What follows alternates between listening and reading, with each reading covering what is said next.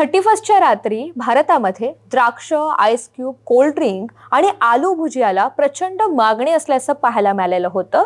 Quick मार्टच्या या सगळ्या संदर्भातल्या अहवालामधनं याची माहिती मिळालेली आहे. खरं तर पिझ्झा, कोल्ड ड्रिंक किंवा चिप्स असतील याला मागणी असणं साहजिक आहे. मात्र 31च्या दिवशी द्राक्षांना एवढ्या मोठ्या प्रमाणात नेमकी का मागणी होती या व्हिडिओमधून जाणून घेऊया. खरं तर न्यू इयर सेलिब्रेशनची तयारी जेव्हापासून सुरू झाली तेव्हापासूनच द्राक्ष सोशल मीडियावर ट्रेंडिंग विषय ठरलेली होती. 31च्या रात्री द्राक्ष खातानाचे व्हिडिओजही अनेकांनी पोस्ट केले. यामागे कारण आहे स्पेनमधल्या परंपरेचं. स्पेनमध्ये असं मानलं जातं की नवीन वर्ष सुरू होताना मध्यरात्री 12च्या ठोक्याला 12 द्राक्ष खावी. असं करत असताना जी इच्छा आपण मनात धरतो ती पूर्ण होते असं मानलं जातं.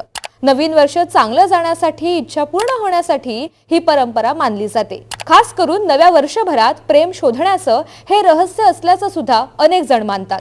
क्विकमार्ट कंपन्यांच्या या ॲप आणि वेबसाईटवर द्राक्षांना प्रचंड मागणी होती आणि त्याचमुळे ही द्राक्ष आउट ऑफ स्टॉक गेल्याचं बघायला मिळालेलं होतं. स्पेनची ही परंपरा भारताना फारच रुचलेली दिसतीये.